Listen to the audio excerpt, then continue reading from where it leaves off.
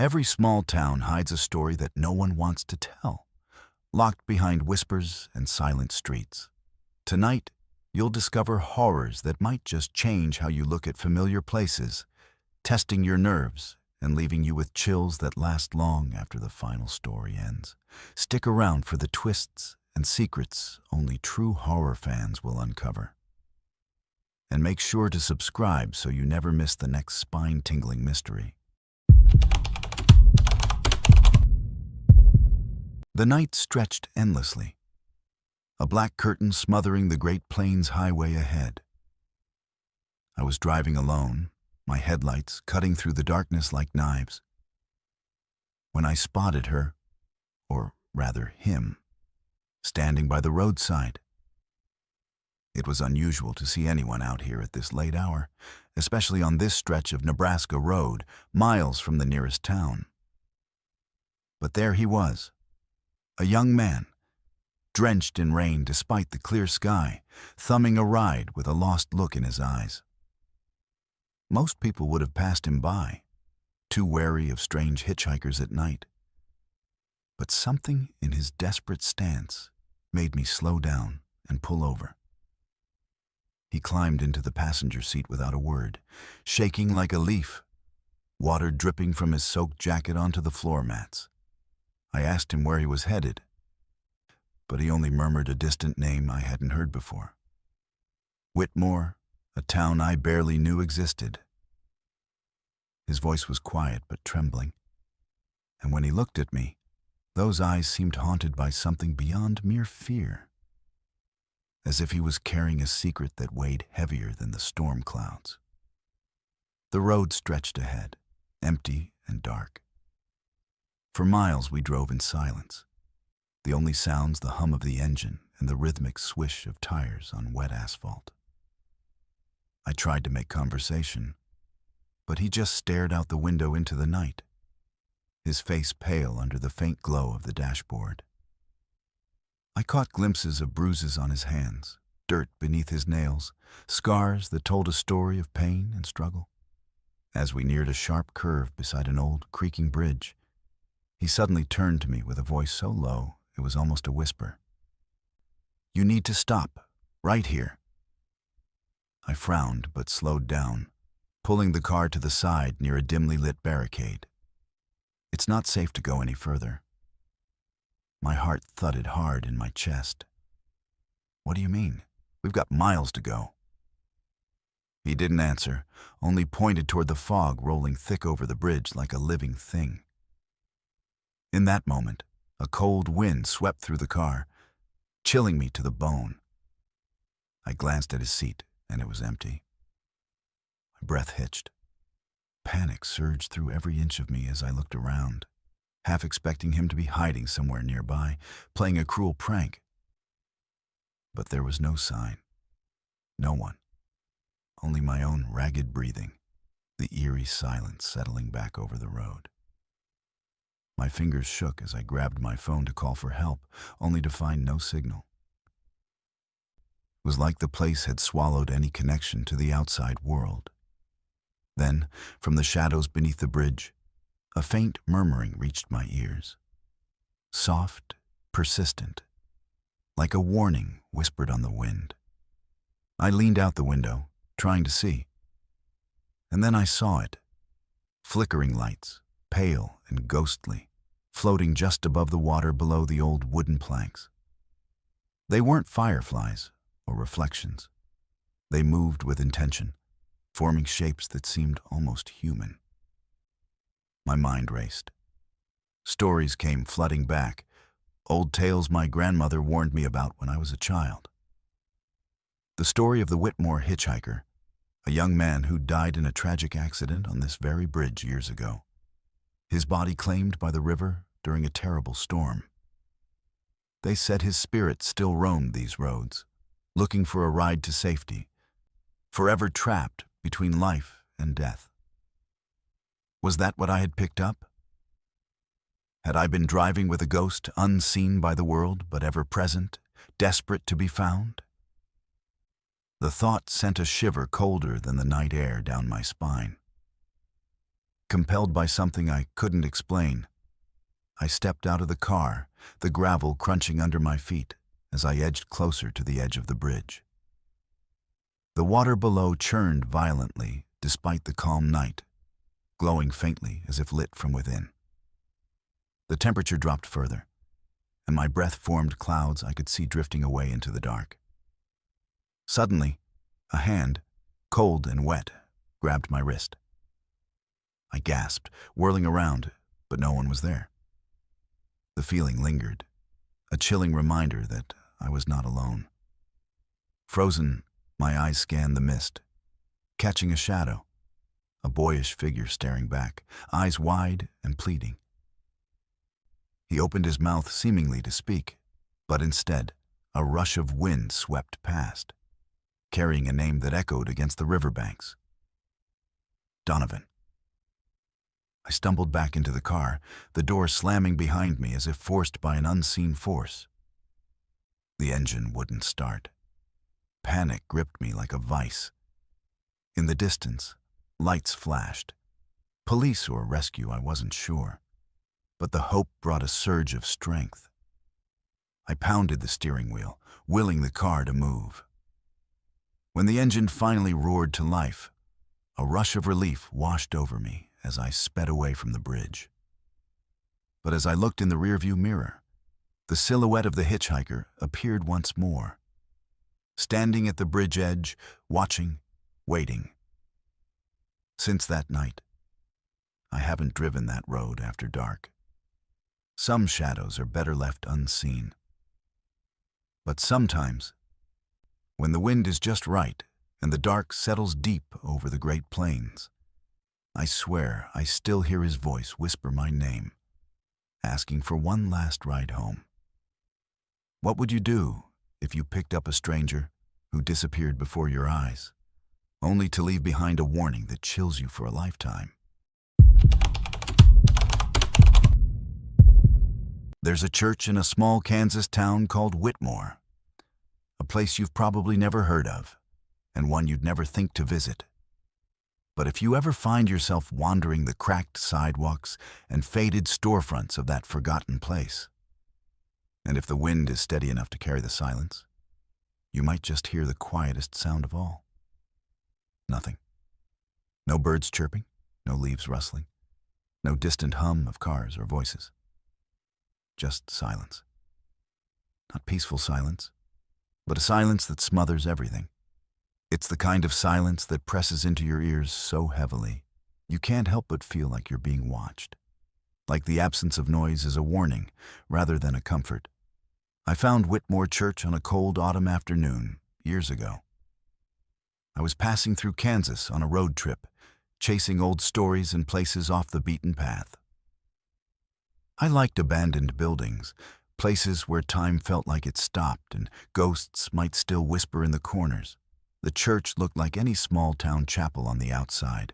Red brick walls, stained glass windows dulled by dust, the faded name Whitmore Baptist, barely readable under years of grime. But the moment I stepped inside, everything changed. The door creaked under my hand as I pushed it open, breaking the oppressive quiet for a moment. But then the door shut behind me with a deafening finality. Inside, the air was thick, almost too heavy to breathe. The smell of old wood and dampness hung around, but beneath that, there was something else. Something sour and unplaceable. What struck me first was the sound, or rather, the lack of it. I looked around, expecting to hear creaks or the distant buzz of insects, but there was nothing. No echo, no footsteps, even though I was alone. Not even my own voice when I whispered a greeting. It was like the church swallowed all sound, muting even my presence. I called out tentatively at first, my voice trembling in the space. No answer. I stepped deeper in, my boots making no noise on the cold stone floor. When I tried to whisper again, it felt like the air itself held its breath. Suddenly, I noticed the pews. They were perfectly preserved, lined up in rows as if waiting for an audience. but there was no dust, no decay. It was as if someone, or something, kept this place exactly as it was on its last memorable day. Yet, no key could have opened the locked door from the outside. I was there alone. I moved toward the altar, where a faded Bible lay open, pages yellowed and brittle, frozen mid-sentence. For a moment, I thought I heard soft murmurs, barely audible, fluttering like a breeze through the pages.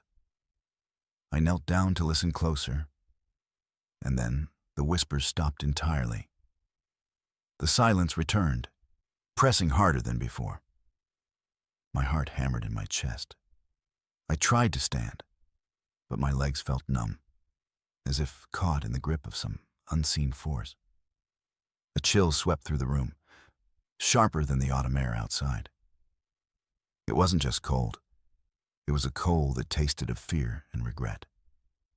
I turned toward the stained glass windows, hoping for light, or at least a crack in the darkness. But the colors were muted and gray, as if the glass had absorbed all the joy and left only sorrow. As I stared, I saw movement, or thought I did. A shadow flickered near one of the windows, barely visible, like a silhouette of someone kneeling in prayer. I whispered again, "Is someone here?" But only silence greeted me in response. The shadow vanished. Panic began to seep in as I realized I was trapped in this soundless prison.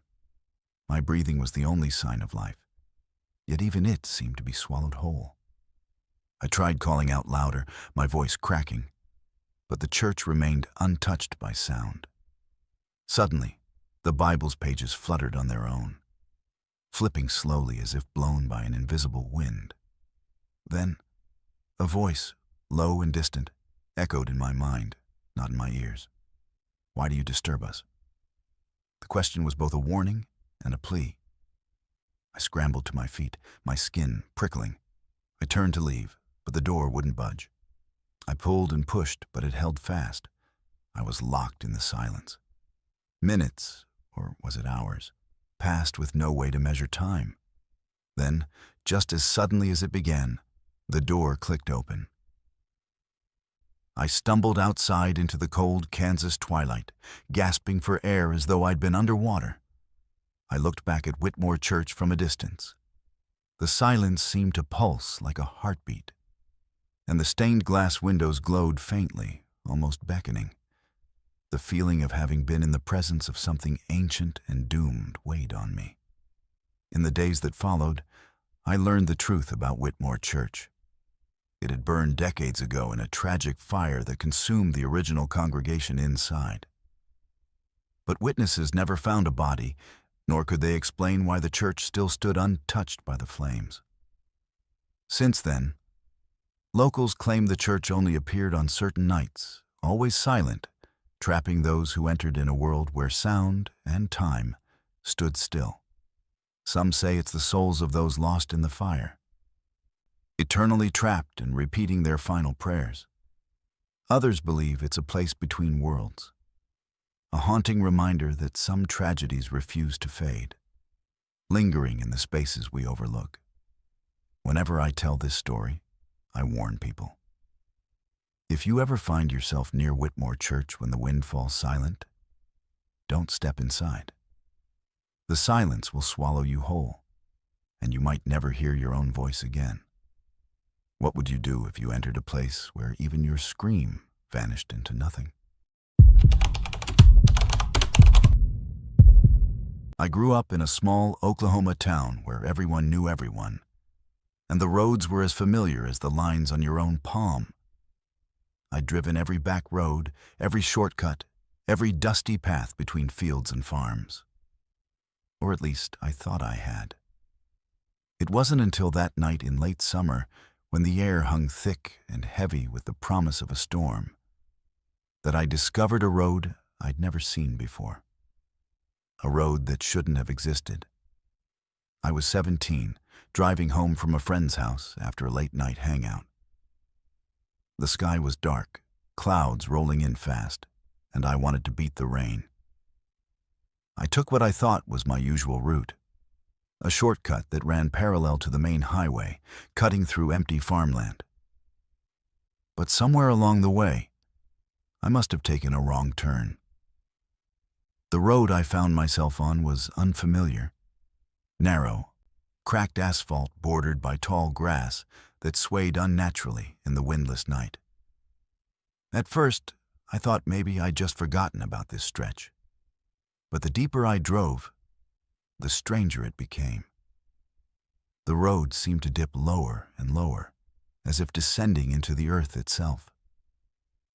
My headlights caught glimpses of old, rusted fence posts and trees that looked twisted and dead, their branches reaching out like skeletal fingers.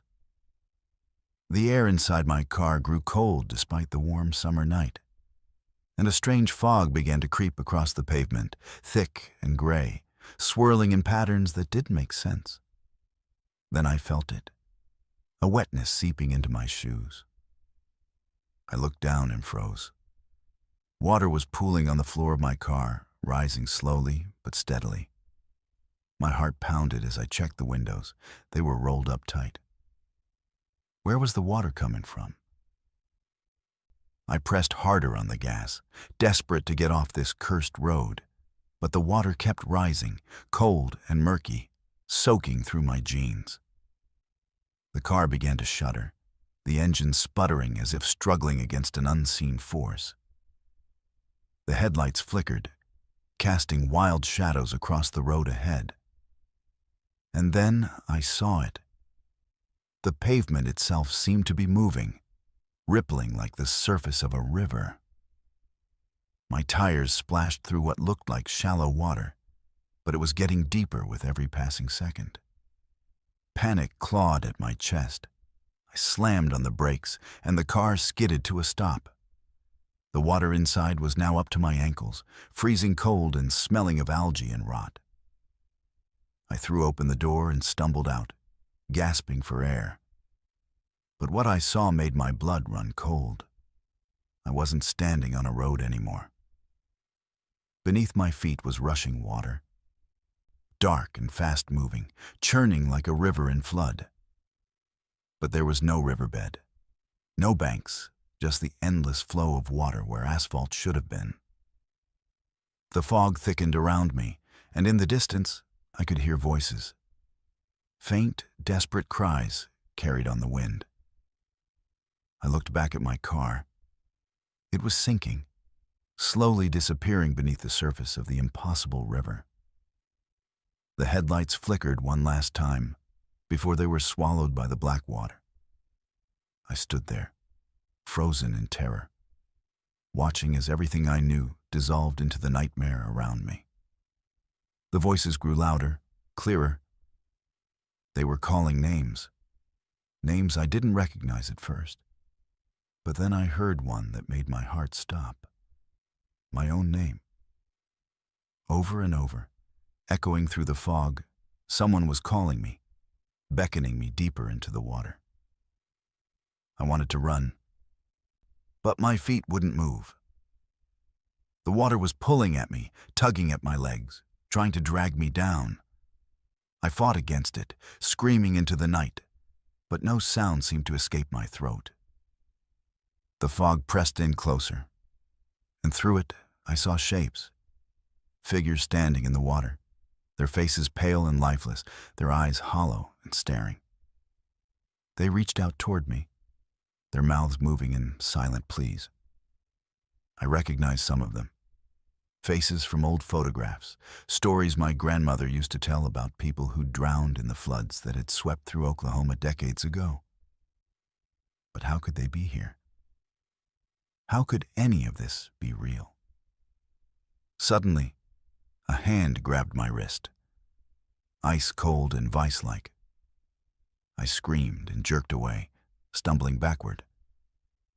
The fog parted for just a moment, and I saw her. A young woman, her hair plastered to her face, her clothes tattered and soaked. She opened her mouth as if to speak, but instead, water poured out, black and thick, splashing at my feet. I turned and ran. I didn't care where I was going or how I'd get there. I just ran. The water splashed around me, soaking me to the bone, but I kept moving, lungs burning, legs aching. Behind me, the voices grew into a roar, a chorus of the drowned crying out in rage and sorrow. And then, as suddenly as it had begun, it stopped. The water vanished. The fog lifted. I found myself standing on dry pavement, gasping for breath, my clothes soaked and my body trembling. I looked around. I was back on the main highway, just a few miles from home. My car was nowhere to be seen. I walked the rest of the way home in the dark, shivering and confused. When I finally stumbled through the front door, my parents rushed to me, asking where I'd been, why I was soaking wet. But I couldn't answer. How could I explain what I'd seen? How could I make them believe that I'd driven on a road that didn't exist? That I'd been swallowed by a river that wasn't there? The next day, I went back to look for that road. I drove every route, every shortcut, every turn I could remember. But there was nothing. No narrow road, no twisted trees, no sign that any of it had ever existed. It was as if the entire experience had been erased from the world, except for the water stains still visible on my shoes and the cold, lingering fear that never quite left me. I later learned from my grandmother about the Great Plains floods of the 1950s. Devastating floods that had swept through Oklahoma, washing away entire roads and claiming dozens of lives. Some of those roads were never rebuilt, buried beneath new construction and forgotten by time. But the stories remained, stories of drivers who'd taken wrong turns and found themselves on phantom roads, roads that only appeared on certain nights, roads that remembered the water and the dead. I never told anyone the full story. They wouldn't have believed me anyway. But I know what I saw, what I felt. That road exists somewhere, waiting for the next lost traveler to take a wrong turn. And when it appears again, the water will rise, the voices will call, and someone else will have to fight their way back to the world of the living. What would you do if you found yourself driving on a road that pulled you into a nightmare you couldn't escape? Growing up in the Dakotas, you learn to respect the sky. Out here on the Great Plains, weather doesn't just happen, it commands. Tornadoes don't give warnings beyond the sudden green tint in the clouds and the eerie silence that falls before all hell breaks loose. My family had lived through dozens of tornado seasons, and our storm cellar had become as familiar as our own kitchen. It was our sanctuary, our survival. But one night during the worst storm I'd ever witnessed, that cellar became something else entirely. A place where fear took on a face I'll never forget. It was late April, the kind of evening when the air feels electric and wrong. My parents, my younger sister Emma, and I had been watching the weather reports all day. The meteorologists kept talking about supercells forming to the west, rotating storms that could spawn multiple tornadoes. By dinner time, the sky had turned that sickly greenish-gray color that makes your stomach drop. My father went outside to check the horizon, and when he came back in, his face was pale. Everyone to the cellar, now. We didn't argue. We grabbed our emergency supplies, flashlights, water, blankets, and headed out the back door toward the cellar entrance. The wind had already picked up, whipping my hair across my face and carrying debris from neighbors' yards. In the distance, I could hear the sound, that freight train roar that everyone talks about, but you can never truly understand until you hear it yourself. My father yanked open the heavy wooden doors, and we scrambled down the concrete steps into the darkness below. The cellar smelled like damp earth and old wood, a scent I'd known my whole life, but that night seemed more oppressive than usual. My mother clicked on the battery-powered lantern, casting shadows across the cramped space lined with shelves of canned goods and emergency supplies. That's when Emma screamed. In the far corner of the cellar, huddled against the cold concrete wall, was a man. He was soaking wet, though it hadn't started raining yet. His clothes were plastered to his thin frame, and mud caked his hands and face. His hair hung in wet strands over his eyes, and he was shaking violently, his arms wrapped around his knees. My father immediately stepped in front of us, his voice sharp and commanding. "Who are you? How did you get in here?" The man didn't respond. He just stared at us with wide, terrified eyes that seemed to look right through us. His lips were moving, forming words we couldn't hear over the growing roar of the wind outside. The cellar doors rattled violently above us as the storm intensified. "Answer me," my father demanded. But the stranger only continued his silent muttering, rocking back and forth like a child. My mother pulled Emma and me closer, her grip tight on our shoulders. "Maybe he's hurt," she whispered. "Maybe he needed shelter and found our cellar open." But I knew that wasn't possible. My father always kept that cellar locked with a heavy padlock. There was no way someone could have gotten in without breaking it. And the lock had been intact when we came down. Thunder exploded overhead, so loud it felt like the earth itself was splitting open. The lantern flickered, casting wild shadows across the stranger's face. In that brief moment of unstable light, I saw something that made my blood run cold.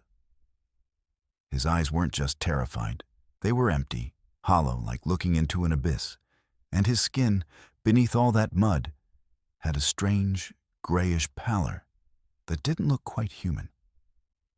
"Please," the man finally whispered, his voice barely audible beneath the storm's rage. "Please don't let it take me again." "Don't let what take you?" my father asked, his tone softening slightly, though I could hear the tremor of fear beneath it. The stranger lifted one muddy hand and pointed upward toward the cellar doors. "It's out there, in the wind. It's looking for me. It always finds me." A chill ran down my spine that had nothing to do with the cold cellar air. Emma was crying quietly against my mother's side. The storm was directly overhead now, the roar so deafening we could barely hear ourselves think. The cellar doors shook violently, and I was certain they would rip off their hinges at any moment. Then, just as suddenly as the chaos had reached its peak, everything stopped. The wind died.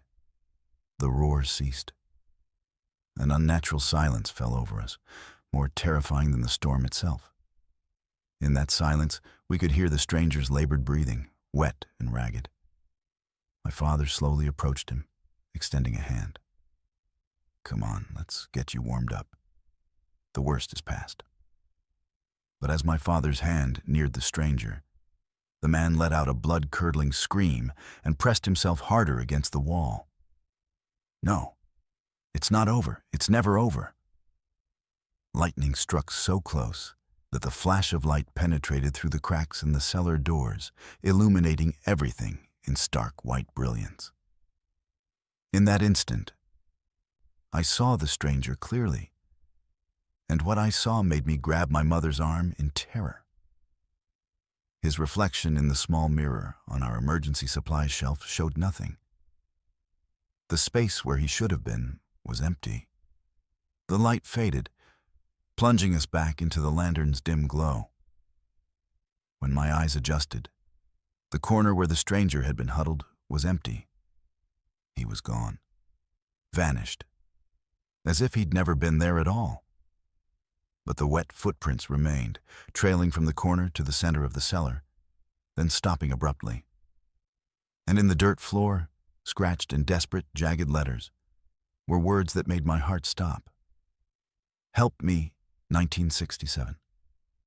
My father stood frozen, staring at the message. My mother pulled us toward the stairs, her face drained of all color. We need to leave, now. But the storm, my father started. Now, she insisted. We climbed the stairs and pushed open the cellar doors. Outside, the sky was clearing, stars beginning to peek through the dissipating clouds. The storm had passed, leaving behind only scattered debris and the smell of rain-soaked earth. Our house stood untouched. Everything seemed normal, except for the terror still coursing through our veins. That night, after we'd convinced ourselves we were safe, my father did something I'd never seen him do before. He went to the old trunk in the attic where my grandfather's things were stored and pulled out yellowed newspaper clippings. He spread them across the kitchen table, his hands shaking. One article caught my eye immediately. The headline read, "Local man lost in tornado, body never found." The date was April 28, 1967. The photograph showed a young man, thin and haunted-looking, standing in front of a farmhouse I recognized. Our farmhouse. According to the article, he'd been a drifter passing through during one of the worst tornado outbreaks in Dakota history. Witnesses said he'd been seeking shelter when the tornado struck. They'd found his muddy jacket tangled in debris miles away, but his body was never recovered. The man's name was Michael Garrett, and in the grainy black and white photograph, his eyes held that same hollow, terrified look I'd seen in our cellar. My father closed the newspaper clipping with trembling hands.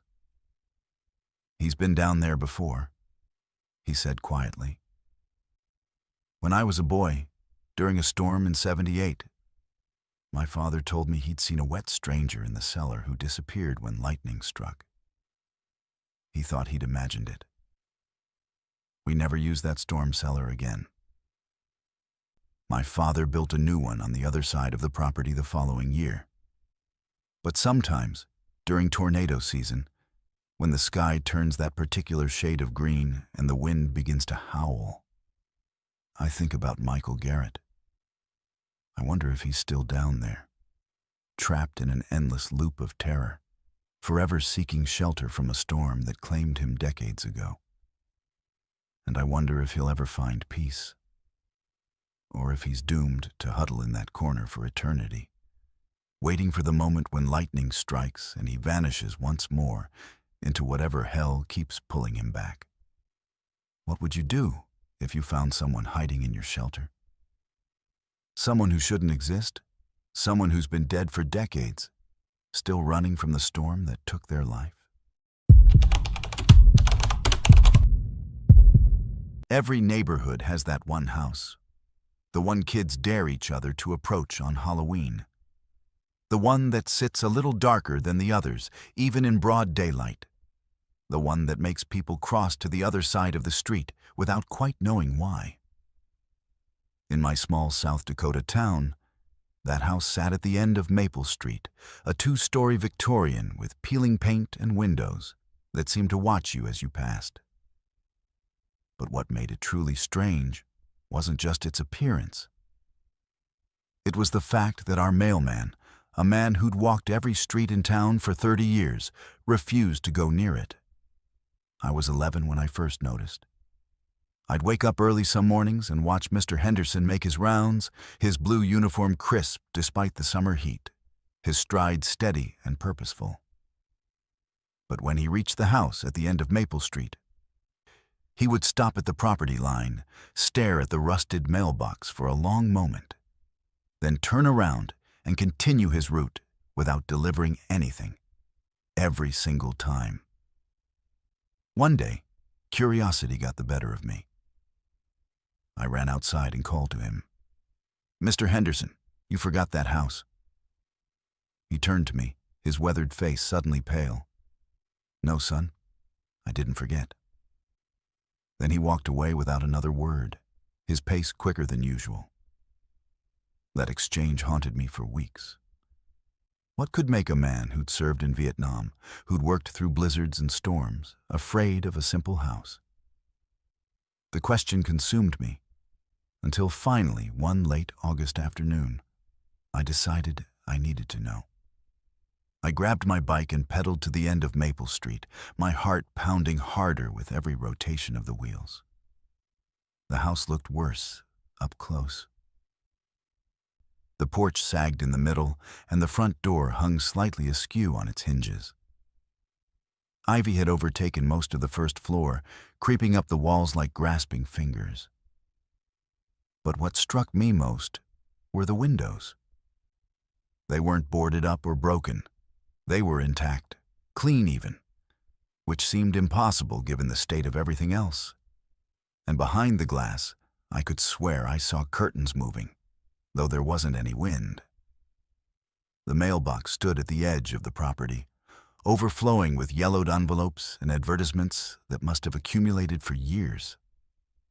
I don't know what possessed me, but I dismounted my bike and approached it.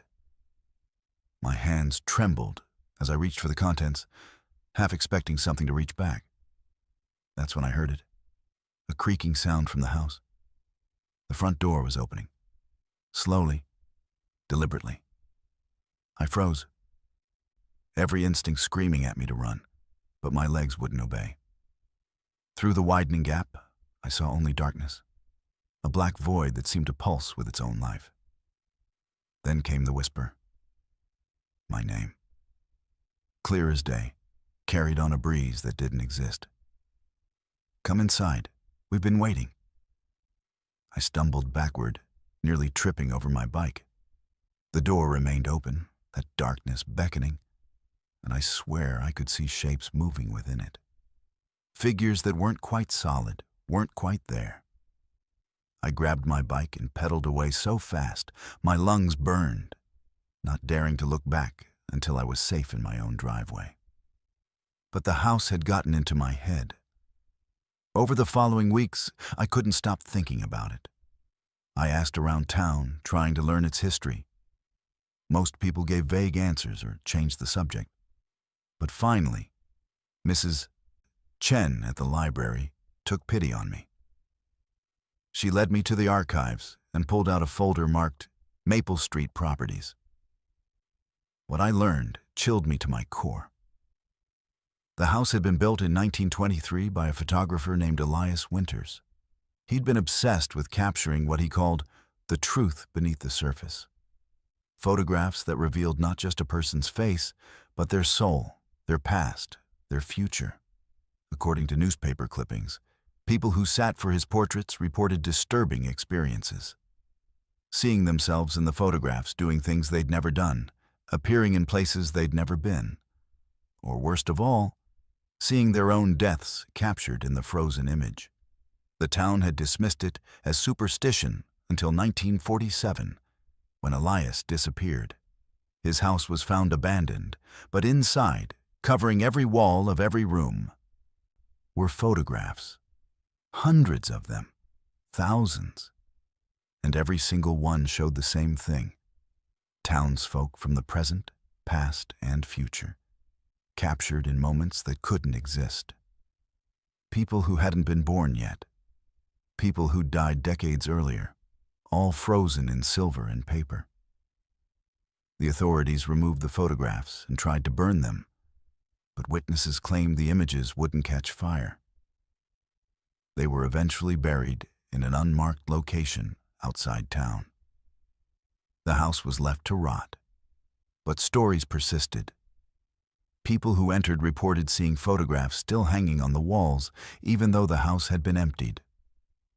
Photographs of themselves. Mrs. Chen closed the folder and looked at me with serious eyes.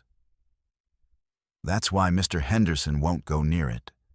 He made the mistake of going inside once, 20 years ago. He saw a photograph of himself, and in it, he wasn't alone. There was something standing behind him, something with no face. He's been terrified ever since, waiting to see if what the photograph showed would come true. I should have left it alone. I should have accepted the story and moved on. But teenage curiosity is a powerful, stupid thing. 2 nights later, armed with a flashlight and false courage, I returned to the house. The door was still open, just as I'd left it, that same darkness waiting inside. I stepped across the threshold. The smell hit me first. Old paper, chemicals, something sweet and rotting. My flashlight beam cut through the darkness, revealing walls stripped bare of everything except rectangular outlines where frames had once hung. The floor was covered in a thick layer of dust, unmarked by any footprints. I was alone, or so I thought. As I moved deeper into the house, my light caught something on the far wall of what must have been the living room. A photograph. A single frame, hanging perfectly straight despite everything. I approached it slowly, every nerve in my body screaming danger. The photograph showed Maple Street. My street. But something was wrong.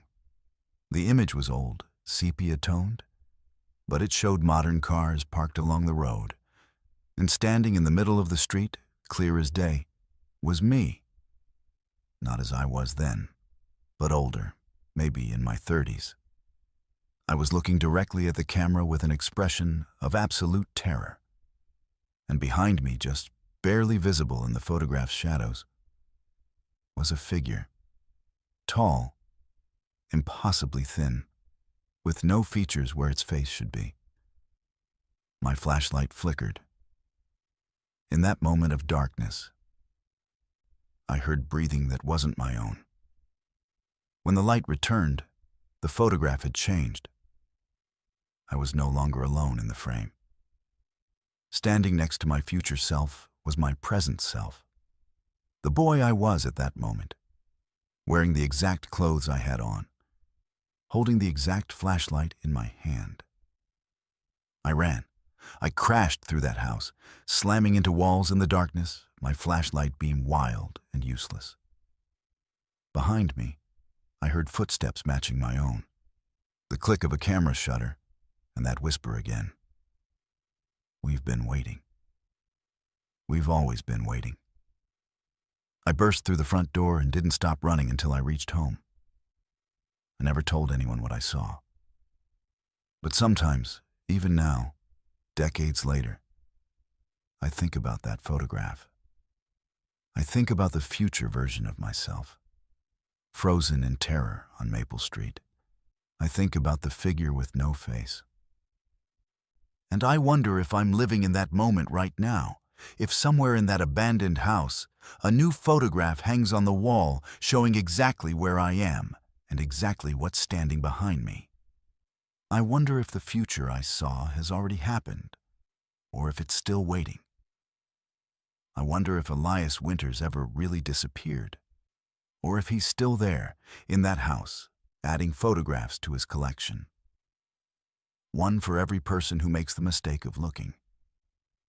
Mr. Henderson never did deliver mail to that house. He retired 3 years ago and moved out of state. I heard he still checks over his shoulder constantly, still looks for the faceless figure from his photograph.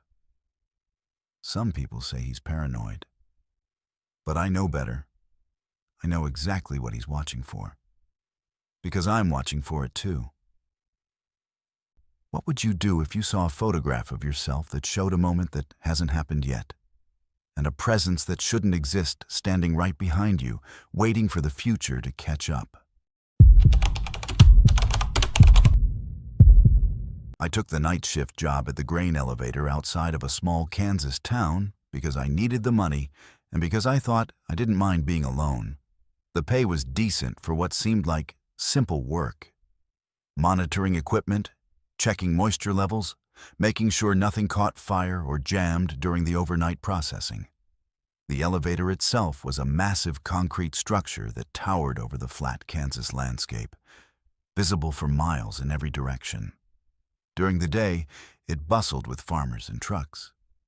But at night, it belonged to whoever drew the short straw for the graveyard shift. That person was me. My first week went smoothly enough. I'd arrive at 10 in the evening, receive the handoff from the day shift supervisor, and spend the next 8 hours walking the corridors, checking gauges, and filling out logs. The building was old, built sometime in the 1950s, and it groaned and settled like all old structures do. The machinery hummed a constant background noise that became almost comforting after a while. Almost. It was during my second week that I first noticed the shadows. I was on the 3rd level, inspecting a conveyor belt that had been acting up, when my flashlight beam caught movement out of the corner of my eye. I turned quickly, expecting to see a rat or maybe a bird that had gotten trapped inside. But there was nothing there. Just the long corridor stretching away into darkness, my light creating harsh angles and deep pools of black. I chalked it up to exhaustion and kept working. But then it happened again, and again. Always just at the edge of my vision, always gone when I looked directly at it. A shape, darker than the surrounding darkness, that seemed to move with purpose rather than randomly. By the 3rd week, I couldn't deny it anymore. Something was following me through the grain elevator. I'd be walking down a corridor and hear footsteps behind me that stopped when I stopped. I'd climb a ladder and sense something climbing below me, matching my pace.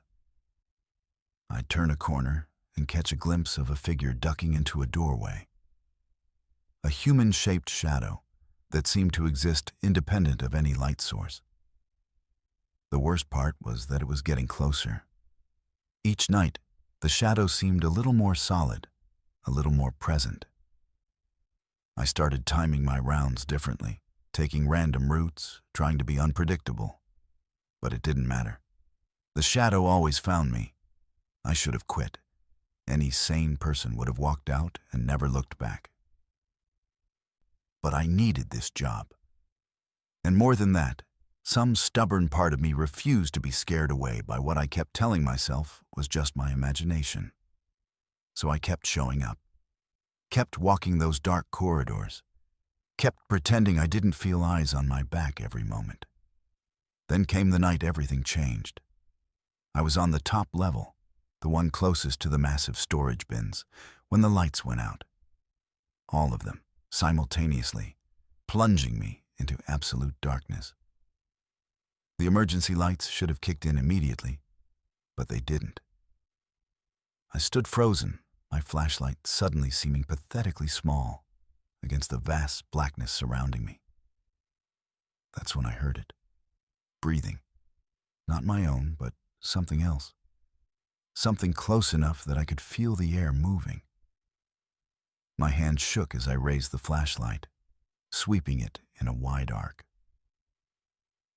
The beam caught dust particles floating through the air, machinery standing silent and still. And then, a shadow.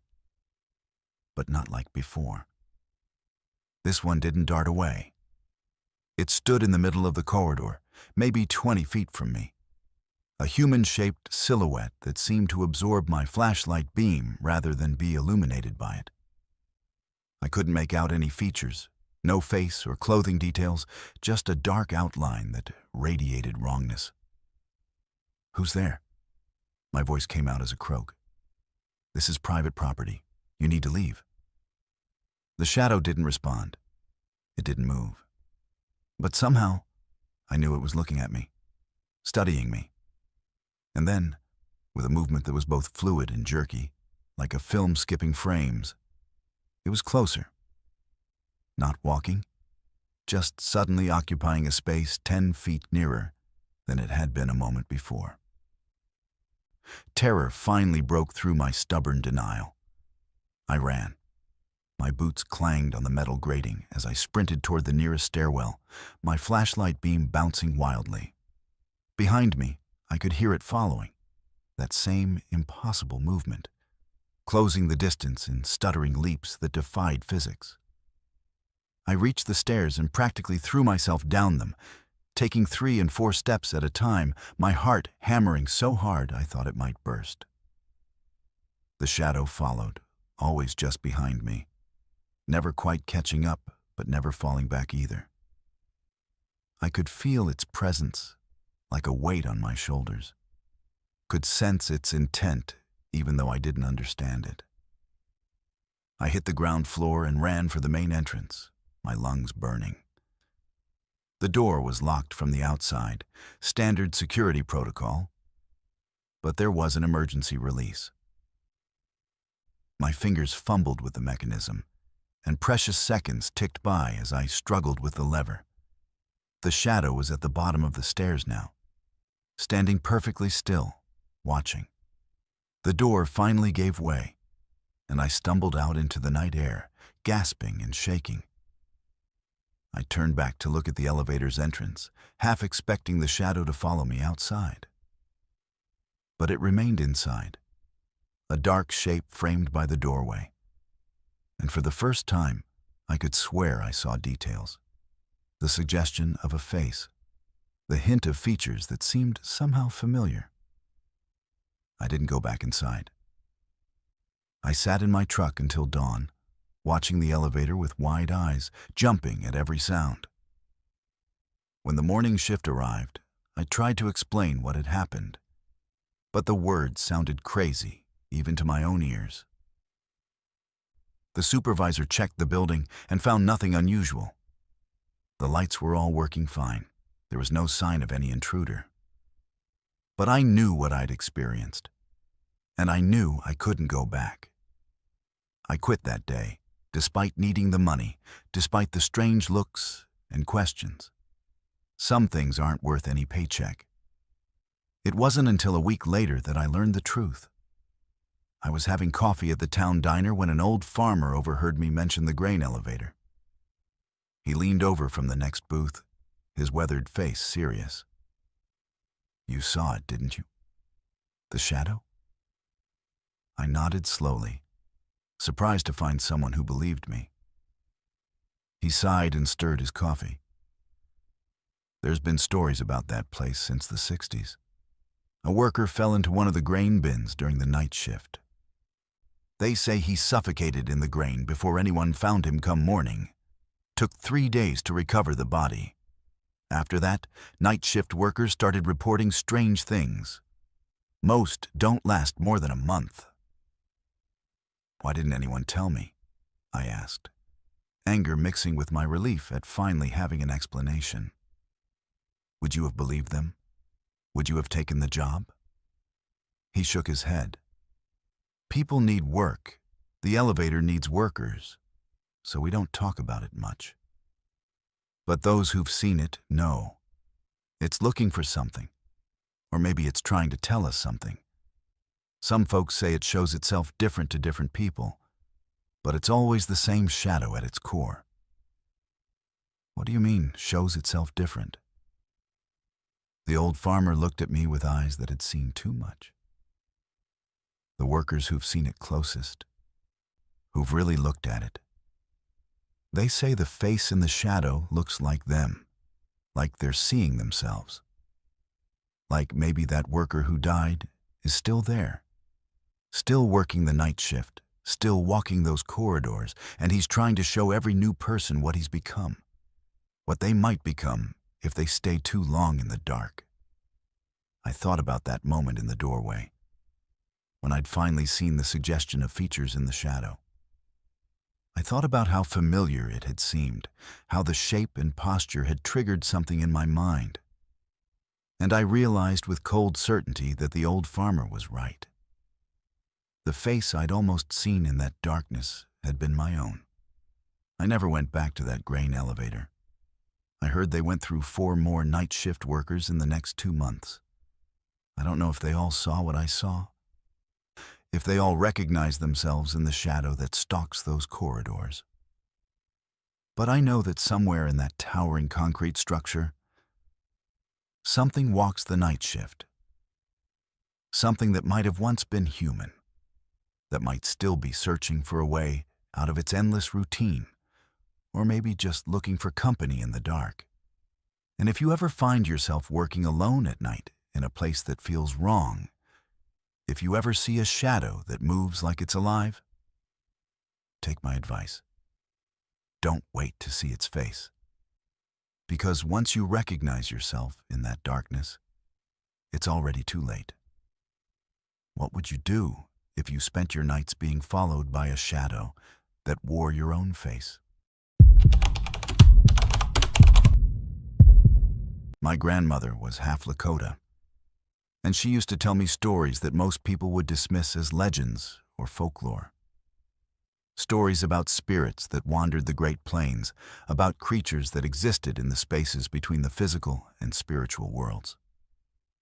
I never really believed them, not until the summer I turned 19 and made the mistake of entering a place the elders called Wendigo's Hollow. It was located in a remote part of Oklahoma, a depression in the land surrounded by twisted oak trees that never seemed to grow leaves, even in the height of summer. The locals avoided it, giving vague warnings about bad land and worse history. But I was young and stupid and convinced that I knew better than superstitious old-timers. I'd been camping with friends in the area, and when they all headed back to town for supplies, I decided to explore on my own. The hollow was about a mile from our campsite, accessible by a barely visible deer trail that wound through dense underbrush. The temperature dropped noticeably as I approached, despite the afternoon sun beating down on the plains around me. The air felt different there. Thicker, harder to breathe, carrying a smell like old meat and decay that made my stomach turn. I should have turned back then. Every instinct I had was screaming at me to leave, but pride and curiosity pushed me forward. I told myself I was being irrational, that there was nothing to fear from a simple depression in the ground. I was wrong. The trees surrounding the hollow were unlike anything I'd seen before.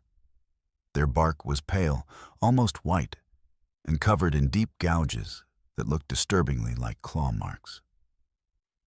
Some of the marks were old and weathered, but others appeared fresh, the wood beneath still raw and exposed. I reached out to touch one of the gouges, and my fingers came away sticky with sap that looked too dark, too red. That's when I heard my name. It came from deep within the hollow, carried on a wind that didn't exist. The voice was familiar. It sounded exactly like my grandmother, her warm tone calling me the way she used to when I was a child. "Come here, grandson. I've been waiting for you." Relief flooded through me. My grandmother had passed away 2 years earlier, and I missed her terribly. Hearing her voice, even knowing logically that it couldn't be her, triggered something deep and emotional in me. I found myself walking toward the voice, descending into the hollow, my rational mind shut down by grief and longing. The depression was deeper than it appeared from above, and darker. The twisted trees created a canopy that blocked out most of the sunlight, leaving everything in a perpetual twilight. The ground was bare dirt, packed hard and free of any vegetation. And in the center of the hollow stood a figure. From a distance, it looked like my grandmother. The same small frame, the same way of standing with one hand on her hip. But as I got closer, details started to wrong. The proportions were slightly off. The arms too long, the fingers too many. The head tilted at an angle that human necks don't quite achieve. "Grandmother?" My voice came out uncertain, hope and fear warring in my chest. The figure turned toward me, and I saw its face, or rather, the approximation of a face. It had my grandmother's features, but they were like a mask that didn't quite fit, skin stretched too tight over a skull that was the wrong shape. The eyes were the worst, black and empty, like looking into deep wells that had no bottom. "Come closer, grandson." The voice was still hers, still warm and loving. But there was something beneath it now, something hungry and cold that sent ice through my veins. I stumbled backward, finally understanding the danger I was in. This wasn't my grandmother. This was something ancient and evil, something that wore the faces and voices of loved ones to lure victims into its territory. My grandmother's stories came flooding back. The Wendigo, a creature of insatiable hunger that could never be satisfied, that consumed everything it touched and always wanted more. "You're not her," I said, my voice shaking. "You're not my grandmother." The thing that wore her face smiled, and the expression was all wrong, too wide, showing too many teeth. "No." But I knew her. I tasted her fear when she used to come here as a child.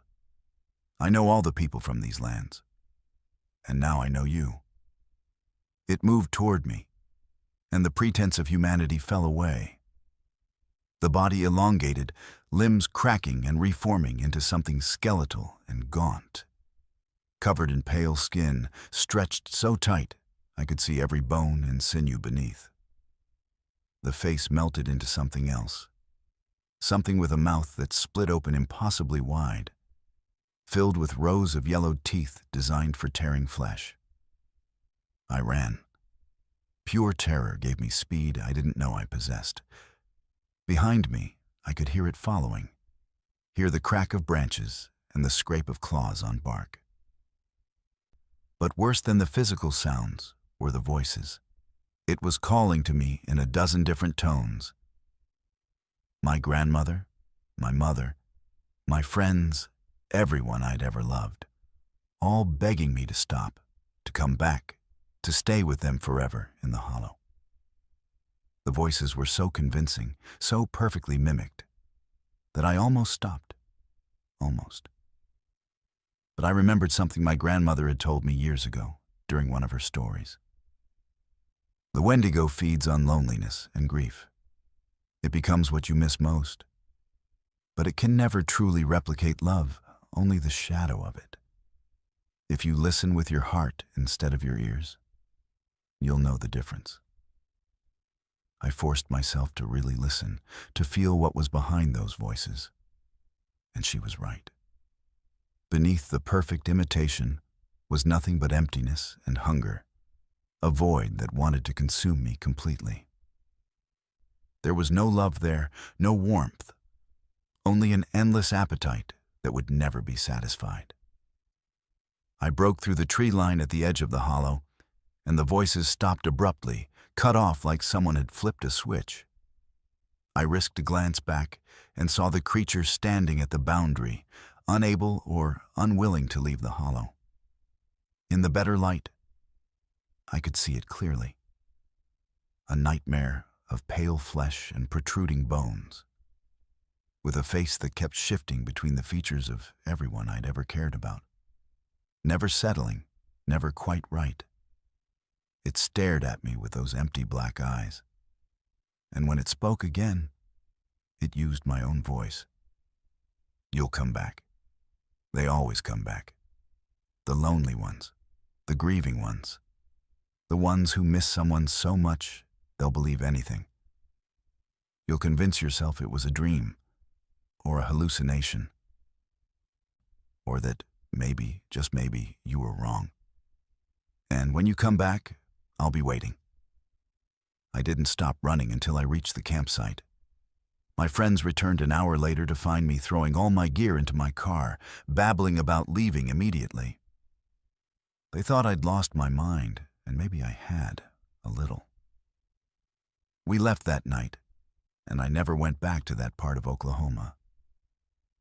But the creature was right about one thing. There were nights, especially in the beginning, when I would wake up from dreams where my grandmother was calling me. Nights when I would convince myself that maybe I'd been mistaken, that maybe I should go back and look again.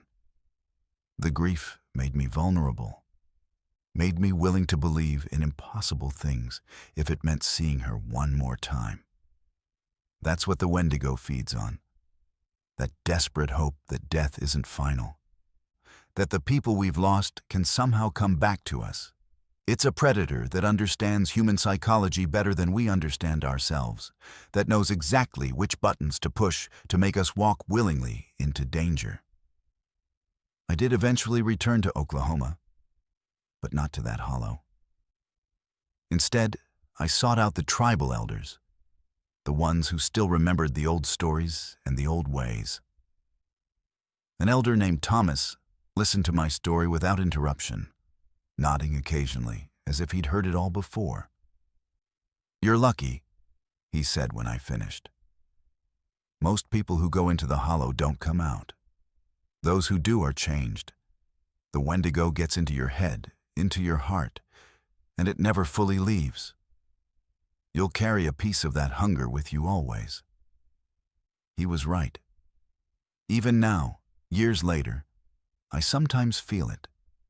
A coldness in my chest. A hollowness that no amount of food or companionship can fill. The Wendigo marked me that day, claimed a small piece of my spirit. And on quiet nights when I'm alone, I can still hear voices calling from a place I'll never return to, promising reunion with those I've lost, if only I'll come back to the hollow. But I won't go, because I know the truth now. Some things are worse than grief, worse than loneliness, worse than the pain of loss. And one of those things lives in a hollow in Oklahoma, wearing the faces of the dead and waiting for the living to be foolish enough to answer when it calls. What would you do if you heard the voice of someone you loved calling from a place they couldn't possibly be?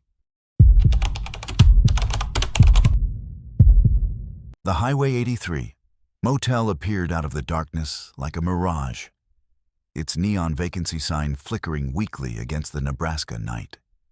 I'd been driving for 12 hours straight, fighting to keep my eyes open, when I finally admitted I needed to stop. The motel was a single-story structure, the kind that was probably built in the 50s and hadn't been updated since. Its white paint was yellowed and peeling, and the parking lot was cracked asphalt sprouting weeds. But it had a light on in what appeared to be an office, and that was enough for me. What struck me as odd, even through my exhaustion, was the complete absence of vehicles. The parking lot was empty, no cars, no trucks, nothing. For a motel advertising vacancy, it seemed strange that there wouldn't be at least one other traveler taking advantage of a cheap room for the night. But I was too tired to care. I just wanted a bed and a few hours of sleep before continuing my journey. The office was small and cramped, smelling of stale cigarettes and old carpet. Behind the desk sat a man who looked as ancient as the motel itself, his face a roadmap of wrinkles, his eyes rheumy and unfocused. He looked up when I entered, and for a moment I could swear he seemed surprised, almost startled to see me. "Need a room," I said, pulling out my wallet. He stared at me for a long moment, his expression unreadable. Then he slowly reached under the desk and produced a key attached to a plastic tag with the number 7 printed on it. $30, cash only. I paid him and took the key, noticing how cold it was to the touch, as if it had been sitting in a freezer. "Quiet night?" I asked, trying to make conversation. "Every night's quiet here," he said, his voice like gravel scraping against concrete. "Room's at the end. Don't open your door after midnight, no matter what you hear." The warning should have alarmed me, but I was too exhausted to process it properly. I thanked him and headed back out into the night, walking along the covered walkway that ran the length of the motel. My room was indeed at the far end, the last door before the building terminated in darkness. The room was exactly what I expected. A double bed with a faded floral comforter, a television that probably didn't work, a bathroom with rust stains in the sink, and carpet that had seen better decades. But it was clean enough, and the bed looked comfortable. I locked the door, kicked off my shoes, and collapsed onto the mattress without bothering to undress. I'm not sure how long I slept before the sounds woke me.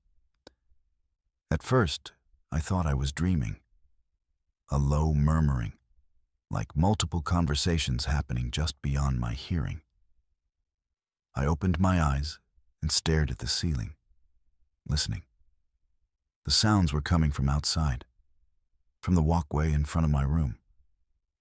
Voices, dozens of them, maybe more, all talking at once in a constant stream of whispered conversation. I could hear footsteps too, pacing back and forth, the sound of doors opening and closing, the scrape of keys and locks. The motel had come alive while I slept. Relief washed over me initially. Other guests had arrived, that's all it was. The emptiness of the parking lot must have been a fluke of timing. I rolled over and tried to go back to sleep. But something about the sounds bothered me. The voices never got louder or softer, never moved away or came closer. They maintained the same constant volume, the same indistinct quality, like a recording stuck on loop. Curiosity got the better of me. I climbed out of bed and moved to the window, carefully pulling aside the thin curtain to peer out at the walkway.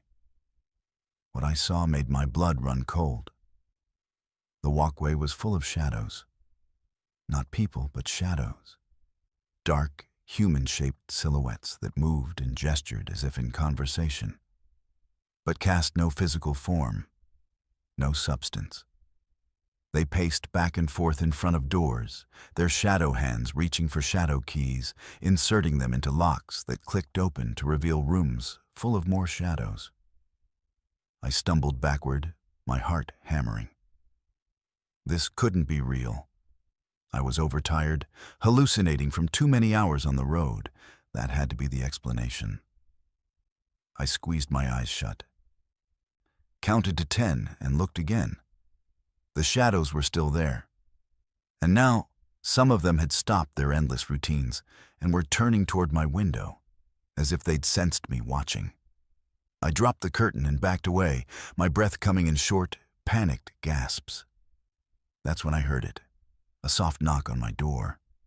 3 taps, polite and patient. I didn't move. I didn't breathe. The knock came again, and with it, a voice. "Excuse me, do you have the time?" It was a woman's voice, pleasant and ordinary, the kind of question one traveler might ask another. Every instinct I had screamed at me not to answer, not to open that door.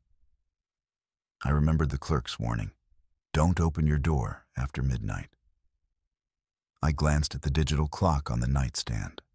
The numbers glowed a steady 12:47 a.m. "I know you're in there," the voice continued, still pleasant. "I saw your light on. I just need to know what time it is." My watch stopped. I pressed myself against the far wall, putting as much distance between myself and the door as possible. "Go away," I managed to say, my voice barely above a whisper. "But I need help." The voice had changed slightly, taken on an edge of desperation. "Please, I don't know where I am. I don't know how I got here. Can you just open the door and tell me what's happening?" More voices joined the first. A man's voice. "I've been trying to check out for hours, but nobody's at the desk." A child's voice. "Mommy, I'm scared. Why won't they help us?" An elderly voice. "I just want to go home. I've been here so long." They all spoke at once, a chorus of confusion and fear. And beneath it all was a pleading desperation that tugged at something in my chest. These weren't monsters. They were people, lost and frightened, needing help. My hand moved toward the door handle almost of its own accord. They needed help. I could help them. All I had to do was open the door. I was inches from the lock when I caught sight of my reflection in the mirror above the dresser.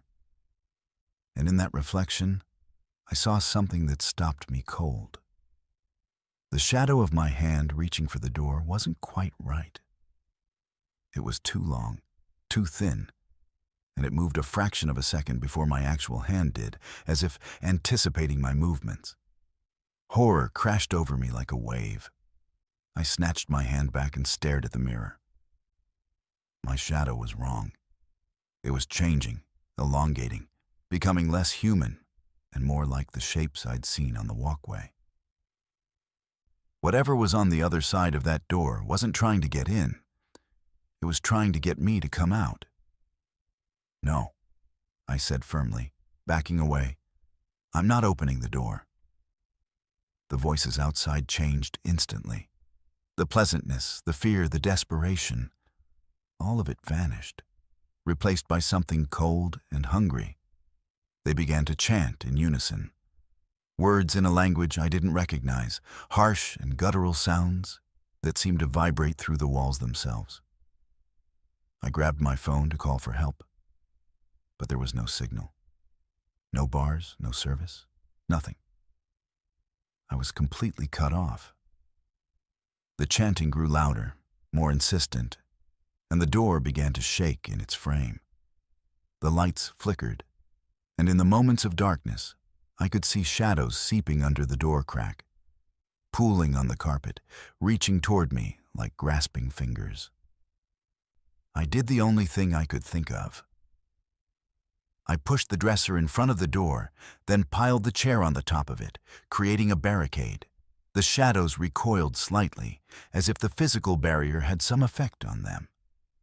The chanting continued, but it seemed more distant now, less immediate. I spent the rest of the night huddled on the bed, every light in the room turned on, watching the door and the shadows that crept beneath it. They never stopped trying, never gave up, maintaining their assault until the first rays of dawn broke through the window. With the sunrise, everything stopped.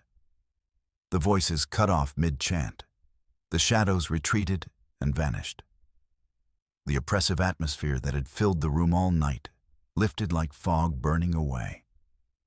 I cautiously approached the window and looked out at the walkway. It was empty. No shadows. No movement. Nothing. I threw my belongings into my bag and moved the barricade away from the door. My hand shook as I unlocked it and peered outside. The morning was clear and quiet, birds singing in the distance. The motel looked abandoned in the daylight, even more run down than it had seemed the night before. The office was empty. No ancient clerk, no sign that anyone had been there at all. The cash I'd paid was gone from the desk.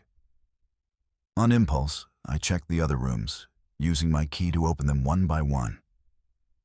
Every single room was empty. No furniture, no beds, nothing but bare walls and dust-covered floors. Room 7, my room, was the only one that was furnished. I got in my car and drove away without looking back. It wasn't until I reached the next town that I stopped at a diner and asked about the Highway 83 motel. The waitress looked at me strangely. "There hasn't been a motel on Highway 83 for 20 years, she said. "Burned down in the 90s. Took 15 people with it. Guests who couldn't get out in time. What would you do if you spent the night in a place where every room was occupied by the dead?" The summer I turned 16 was the summer the lights came to our Kansas town. It started on a humid July night when the wheat fields were at their peak, golden stalks swaying in the breeze under a star-filled sky. I was sitting on my front porch with my best friend Marcus, trying to escape the heat inside the house when we first saw them. Strange bluish lights hovering above the Henderson wheat field about a half-mile from town. At first, we thought they were helicopters, or maybe drones. But they moved wrong. Too smooth and too deliberate, executing patterns that seemed impossible for any aircraft we knew. The lights would cluster together, then spread apart, forming geometric shapes that held for a few seconds before dissolving into chaos and reforming into something new. They pulsed with a soft, hypnotic glow that seemed to pull at something deep in my chest. "We should check that out," Marcus said, already standing up. I should have said no. I should have recognized the strangeness for what it was and stayed exactly where I was. But 16-year-olds don't make smart decisions, especially on boring summer nights in small towns where nothing ever happens. So I agreed, and we grabbed our bikes and headed toward the field. By the time we reached the edge of the Hendersons' property, we realized we weren't alone. Half the town seemed to have the same idea. There were dozens of people streaming across the fields, all walking toward the lights with the same mesmerized expression on their faces. I recognized neighbors, teachers, the sheriff, the pastor from the Methodist church, people of all ages, all moving in the same direction as if pulled by invisible strings. The wheat came up to our shoulders as we pushed through it, following the crowd. The lights were closer now, maybe 100 yards away, and I could see them more clearly. They weren't solid. They seemed to shift and shimmer like looking at something through water. And they were beautiful. More beautiful than anything I'd ever seen. The blue glow seemed to seep into my vision, into my thoughts, making everything else fade away until all that mattered was getting closer to those lights. Marcus grabbed my arm, and I realized he'd stopped walking. "Something's wrong," he said, his voice cutting through the fog in my mind. "Look at everyone. Really look." I forced myself to focus on the people around us instead of the lights. What I saw chilled me despite the warm night air. They weren't just walking. They were moving in perfect synchronization, their steps matching exactly, their heads tilted at identical angles. And their eyes were wrong, reflecting the blue light in a way that made them look almost inhuman, like the glow had gotten inside them somehow. "We need to leave," I said, suddenly terrified. But when I tried to turn back, my legs wouldn't obey. They kept moving forward, carrying me toward the lights against my will. I looked at Marcus and saw the same panic in his face. He couldn't stop either. The crowd reached the lights, and up close, they were even stranger. They hovered about 15 feet off the ground, each one roughly the size of a basketball, but with edges that seemed to blur and extend beyond what should be possible. Standing directly beneath them, I could feel something emanating from the lights. Not heat, but a pressure, like the air itself was being compressed around us. Then the humming started. It was so low at first that I felt it more than heard it, a vibration that resonated in my bones. But it grew steadily louder, and with it came a sound that might have been voices or music or something that existed between the two. The lights began to pulse faster, brighter, and the wheat around us started to move in rippling waves despite there being no wind. That's when I noticed the time. My watch read 11:47 p.m. I remember thinking we'd been walking for about 20 minutes, which meant we'd left my house around 11:30. But that couldn't be right. We'd left while it was still twilight, maybe around 9 o'clock. I looked up at the sky and saw that the stars had moved, their positions wrong for the time my watch claimed. The lights suddenly flared with blinding intensity, and I had to shield my eyes.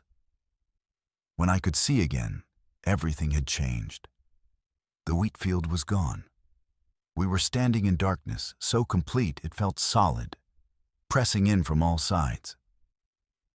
The only illumination came from the lights themselves, which now surrounded us completely, forming a dome of blue luminescence overhead.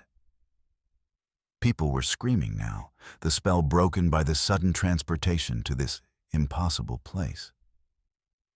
The perfect synchronization shattered as panic took hold. But there was nowhere to run. The darkness beyond the lights seemed infinite and hungry, waiting to swallow anyone foolish enough to step into it. The humming intensified, becoming almost painful, and shapes began to form in the lights. Tall, impossibly thin silhouettes that might have been figures or might have been something my mind created to make sense of what I was seeing. They moved through the blue glow like swimmers moving through water, circling us, observing us. I don't know how long we stood there. Time felt wrong in that place, stretching and compressing in ways that made no sense. Minutes might have been hours, or hours might have been seconds. All I know is that the shapes in the lights eventually seemed to finish whatever they were doing, and the humming began to fade. The darkness receded, and suddenly we were back in the wheat field. But something was wrong. The wheat was different. Shorter, greener, like it was several weeks younger than it had been. And the air felt different too. Cooler and damper, carrying the scent of rain even though the sky was clear. People began to stumble away, confused and disoriented. Marcus and I stayed close together, both of us too frightened to speak. We made our way back to town, and that's when we realized the full extent of what had happened. My watch still read 11:47 p.m., but it was running. The second hand ticked forward normally, and when we reached Main Street, the bank's clock tower showed 11:52. But that was impossible. We'd been in that dark place for what felt like hours. Unless time had stopped while we were there, or moved differently, or... My thoughts were interrupted by Marcus pointing at a newspaper dispenser. The date on the paper inside was wrong. It wasn't July anymore. According to the newspaper, it was late June, 3 weeks earlier than when we'd seen the lights. We ran to my house, and my parents greeted us with concern, asking where we'd been for the past hour. Just an hour, they said. We'd left around 10:45 to check out some strange lights people had reported, and now it was nearly midnight. They didn't remember us sitting on the porch that evening. They didn't remember July at all. Over the next few days, the full truth emerged through whispered conversations and shared confusion. Everyone who'd followed the lights had the same experience. Hours missing, memories of a dark place, and the impossible discovery that we'd somehow traveled backward in time by 3 weeks. We all remembered the future that no longer existed, events that hadn't happened yet, conversations that would now unfold differently because we remembered having them before. The authorities tried to explain it away as mass hallucination or some kind of psychological event. But they couldn't explain the physical evidence. People who'd gotten haircuts in that missing 3 weeks suddenly had longer hair again. A broken bone that had been healing was suddenly fresh. A woman who'd been pregnant told everyone she was 5 weeks along when she should have been 8. The lights never came back. The wheat field where it happened grew normally that summer, and the town tried to move on, tried to forget. But those of us who were there carry the memories of those lost weeks, trapped in our minds like ghosts of a future that never was. The worst part isn't the missing time or the impossible journey backward. It's the knowledge that we don't know why. What were those lights? What were the shapes we saw? Why did they take us? And most terrifying of all, what did they do to us during those hours in the darkness? Sometimes I catch myself remembering events from those 3 weeks that no longer exist, conversations I had with people who don't remember having them.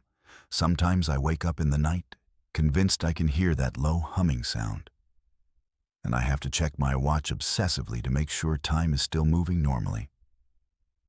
And sometimes, on clear summer nights, when the wheat fields are at their peak, I look out at the Kansas sky and wonder if the lights will return. If they'll take us again, steal more time, send us further back, or perhaps forward into a future we're not meant to see. because deep down, I think they marked us that night.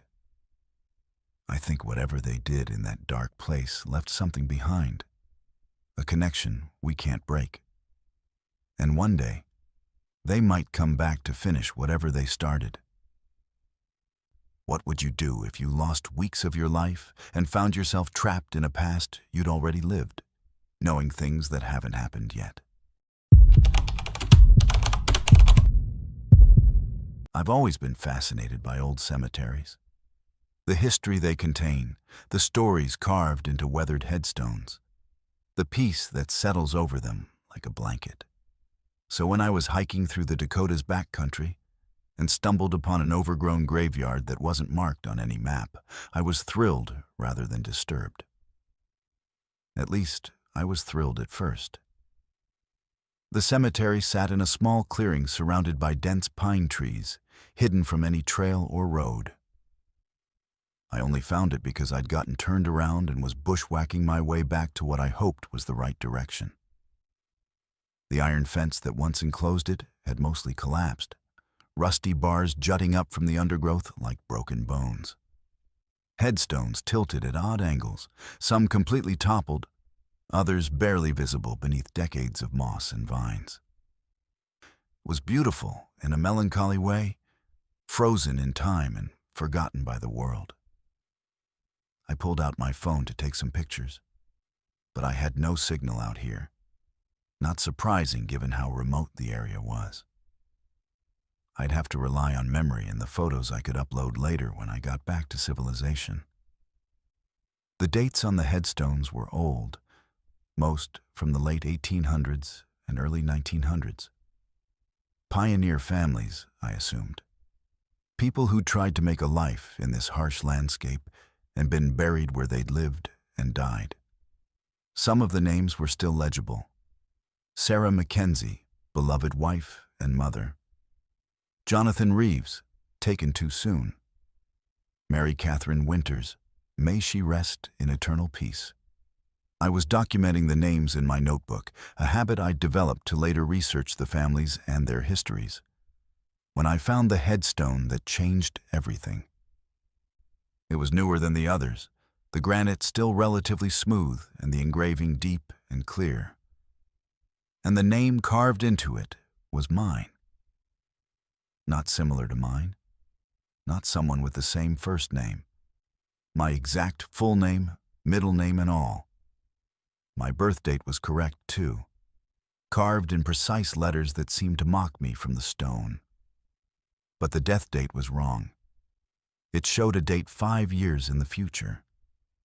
My hands started shaking as I stared at it, my brain struggling to process what I was seeing. This had to be a coincidence. Maybe someone with the same name as me, same birthday, same middle name. The odds were astronomical, but not impossible. Except, beneath the dates was an inscription. Beloved son, brother, and friend. Lost in the Dakota's backcountry while hiking alone. Finally found and brought home. Ice flooded my veins.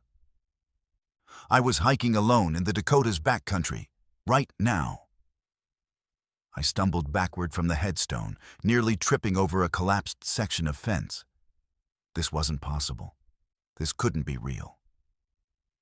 I forced myself to breathe, to think rationally. Someone was playing a prank on me. Somehow they knew I'd be here and planted a fake headstone with my information on it. But who? And how? I hadn't told anyone my exact hiking route. I'd barely decided on it myself, making turns based on whim and instinct. I turned to leave, to get out of this place and back to my car, back to safety and sanity. That's when I saw the other headstone, my sister's name, her birth date, a death date next year. Taken by sudden illness, survived by her loving family. My legs gave out, and I fell to my knees in the overgrown grass. No, this wasn't happening. I crawled forward, frantically pushing aside weeds and vines, uncovering more headstones. My mother's name, death date in 3 years. My father's name, death date in 7 years. My best friend from college, my boss, my neighbors. Everyone I knew, everyone I cared about. All with their names and birth dates correctly listed. All with death dates in the future. The cemetery wasn't old and forgotten. It was a record of deaths that hadn't happened yet. A catalog of the future, carved in stone and waiting. I scrambled to my feet, panic overriding rational thought. I had to get out of here. I had to warn people. I had to... What? Tell everyone I knew that I'd found their future graves? Who would believe me? Who could believe something so impossible? I ran toward the tree line, desperate to escape this nightmare. But the cemetery wasn't done with me yet. As I reached the collapsed fence, I saw movement among the headstones. Figures, translucent and shimmering like heat mirages, rising from the graves. They had faces I recognized, my own face, my sister's, my parents'. Dozens of people I knew, all staring at me with hollow eyes. They didn't speak, but I could feel their accusation, their judgment. I was the intruder here. I was the one who didn't belong. This was their place, their future, and I had no right to witness it. One of the figures stepped forward, the one with my face. It looked older than me, tired and worn in ways I wasn't yet, as if it had lived the years between now and the death date on my stone. It raised a hand and pointed back toward the center of the cemetery, a clear command. Look, against every instinct screaming at me to run. I turned and looked. New headstones were rising from the ground, pushing up through soil and grass like teeth. These ones had names I didn't recognize yet, but dates that were current. People who were dying now, today, at this very moment. The cemetery wasn't just showing the future, it was recording the present, documenting every death as it happened. And then I understood. This place existed outside of normal time. It was a collection point, a record keeper, a space where past, present, and future deaths converged. The cemetery I'd thought was abandoned and forgotten was actually very much alive, constantly updating, constantly expanding to accommodate new arrivals. The figure with my face moved closer, and I could see details now that terrified me. It had injuries, a broken leg, cuts and bruises, signs of trauma that matched the inscription about being lost in the backcountry. This wasn't just my future death. It was showing me how I would die. No, I whispered. I can change this. I can make different choices. The figure shook its head slowly, sadly. Around us, the other spirits did the same, a chorus of silent denial. The dates on the stones weren't predictions, they were certainties. Time didn't work the way I thought it did. The future was already written, already set, and this cemetery was proof of its inevitability. Rage replaced fear. I refused to accept this. I wouldn't let some supernatural graveyard dictate my fate or the fates of everyone I loved. I pulled out my phone, intending to take pictures as evidence, as proof that this place existed and needed to be destroyed or sealed off or... The screen showed the date and time. But something was wrong. The date kept changing, flickering between different days, different months, different years. Time was unstable here, and the longer I stayed, the more reality itself seemed to warp and bend. The spirits were closing in now, a circle of the not yet dead surrounding me. They reached out with hands that weren't quite solid, trying to touch me, trying to pull me down into the ground where my grave waited. I could feel their cold radiating through the warm afternoon air, could smell earth and decay, despite the flowers blooming around us. I broke through their circle and ran, crashing through underbrush and low-hanging branches, not caring about direction, only distance.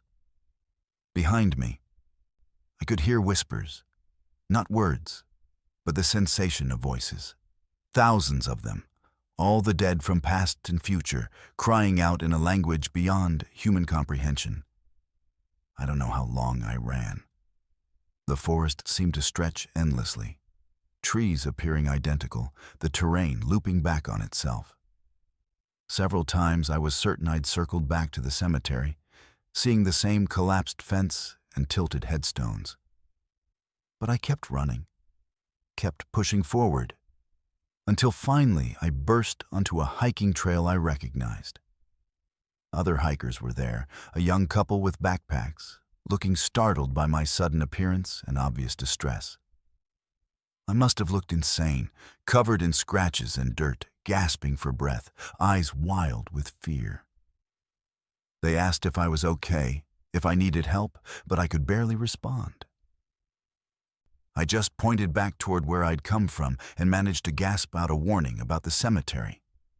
They exchanged concerned glances and told me there was no cemetery in that direction. They'd hiked this area dozens of times and never seen anything matching my description. One of them offered me water and suggested I might be dehydrated or suffering from heat exhaustion. Maybe they were right. Maybe I'd hallucinated the whole thing. But when I got home and unpacked my gear, I found something in my pocket that I knew hadn't been there before. A small piece of granite, smooth and polished, with text carved into it. My name, my birth date, and that date 5 years in the future. I keep it in a drawer now, hidden away where I don't have to look at it. But I know it's there, a constant reminder that somewhere in the Dakota's backcountry, there's a cemetery that knows exactly when and how everyone will die. And my grave is waiting, patient and inevitable, counting down the years until I return to claim it. What would you do if you found your own gravestone? Your death already carved in stone years before it happens? I've traveled across the United States more times than I can count, documenting strange places and unusual stories for my blog. I've seen weird roadside attractions, bizarre local customs, and plenty of towns that could be described as quirky or eccentric. But nothing prepared me for Millbrook, Nebraska, a town that, on the surface, seemed perfectly normal until you noticed the one detail that made your skin crawl. There were no dogs, not a single one. I arrived on a sunny September afternoon, pulling off the highway because I needed gas and coffee. Millbrook looked like 1,000 other small Great Plains towns, a main street with a few shops, a diner, a church with a white steeple, houses with neat lawns and American flags. People waved as I drove past, friendly and welcoming. Everything seemed pleasant and ordinary. I parked at the gas station and went inside to pay. The attendant was a middle-aged woman with a warm smile who asked if I was just passing through or planning to stay a while. We made small talk while my card processed, and I mentioned I was a travel blogger, always looking for interesting local stories. "Well, we've got plenty of history here," she said. "Founded in 1882, survived the Dust Bowl. Got a nice little museum downtown if you're interested." As we talked, I noticed something odd. Through the window, I could see several people walking along the sidewalk, a few kids riding bikes, an elderly couple sitting on a bench. But no one was walking a dog. No dogs in yards, no dogs barking in the distance, no evidence of dogs at all. "Do people here not like dogs?" I asked, trying to sound casual. The woman's smile faltered for just a moment. "Oh, we like them just fine. We just don't have any. Haven't for years. Dogs don't do well here. Best not to have them." Her discomfort was obvious, and my curiosity was piqued. I thanked her and headed to the diner, deciding to spend a few hours in Millbrook to investigate. The blogger in me smelled a story, and the part of me that couldn't resist mysteries needed answers. I ordered coffee and pie from a waitress named Linda. When I mentioned the lack of dogs, her expression changed instantly, the friendliness draining away and replaced by fear. "You should leave," she said quietly. "Finish your coffee and go. Don't ask questions about the dogs. They know. They always know when someone brings a dog here or even talks about bringing one, and they don't allow it." "Who's they?" I asked, but she walked away without answering. I spent the afternoon walking around Millbrook, observing and taking notes. Not only were there no dogs, but there was no evidence dogs had ever existed here. No dog houses, no leashes, no dog food in stores. But cats were everywhere. Dozens of them, lounging on porches, watching from windows, following me as I walked. Their eyes tracked my movements with an intelligence that felt unsettling. As evening approached, I decided to stay overnight at the town's small motel. The clerk, an elderly man with tired eyes, seemed resigned when I checked in. "Notice the cats, did you?" he said without prompting. Hard not to. And the lack of dogs. He sighed deeply. "Been that way since 1987. That's when the last dog disappeared. People don't talk about it much anymore, but those of us who were here remember." He told me the story. Millbrook used to be like any other town, with plenty of dogs. Then strange things started happening. Dogs would become agitated for no reason, barking at empty air, cowering from invisible threats. They stopped eating, stopped sleeping, just stood and stared at nothing with their hackles raised. Then they started disappearing. One by one, dogs vanished from locked yards, from inside houses, even from moving cars. Within a month, every dog in Millbrook was gone. Search parties found nothing, no bodies, no tracks, no evidence of what had taken them. "And the cats?" I asked. "They came after," he said. "Showed up in droves, like they'd been waiting. And they've been here ever since, watching everything. Reporting back to whatever it is that lives beneath this town." "Beneath the town?" He looked at me with hollow eyes. "The old mineshaft system. Closed down in the 60s after a collapse killed 12 men. The town sealed the entrances. But there are still ways in if you know where to look. And things live down there now. Things that hate dogs because dogs can sense them, can smell them, can warn people. But cats serve them." I wanted to dismiss this as local superstition, but something in his certainty made me believe him. That night, unable to sleep, I stood at my motel window and watched the street below. Cats moved through the darkness like shadows, dozens of them converging at various points before dispersing again. They were patrolling, I realized. Watching. Guarding. Around 3 in the morning, I heard it. A low growl that seemed to come from everywhere and nowhere at once. It rumbled up through the ground, vibrating through the building's foundation. The cats scattered instantly, disappearing into the night. And in that moment of stillness, I heard something else. Scratching, coming from beneath the floor. I grabbed my things and left immediately, not bothering to check out, just throwing my bag in the car and driving. As I pulled out of the parking lot, I saw them in my rearview mirror. The cats, sitting in a perfect line across the road, watching me leave with luminous eyes that reflected my taillights. But the most disturbing part came later. When I got home and developed the photos I'd taken in Millbrook, there was something in every single image. In the background, partially hidden in shadows or behind objects, were shapes. Large, hunched figures with too many limbs and faces that were almost human, but fundamentally wrong. They'd been there the entire time, invisible to my eyes, but captured by my camera. lurking at the edges of that cursed town. I tried to post about Millbrook on my blog, but every attempt failed. The files corrupted, the posts deleted themselves, my computer crashed repeatedly. And then the cats started showing up at my apartment. I don't own a cat. I don't live near any strays. But they appear on my balcony, sitting and staring through the glass, watching me with those same intelligent, knowing eyes. I haven't been back to Millbrook, and I never will. But sometimes, late at night, I hear that low growling coming from somewhere beneath my building. And I wonder if distance really matters. I wonder if leaving was ever really an option.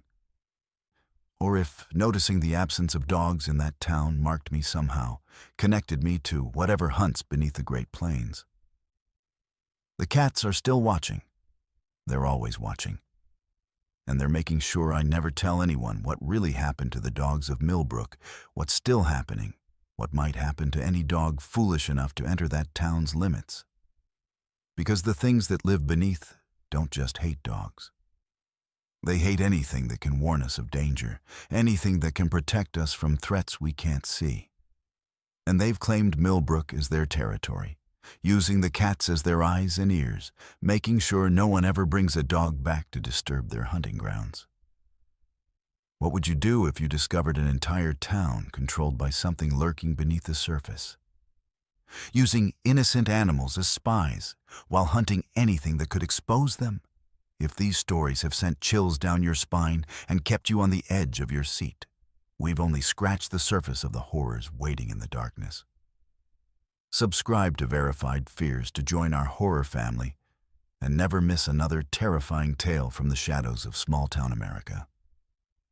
Hit that subscribe button, turn on notifications, and prepare yourself for the nightmares we'll uncover together. Until next time, horror family, stay vigilant, trust your instincts, and remember that some towns have secrets darker than you can imagine.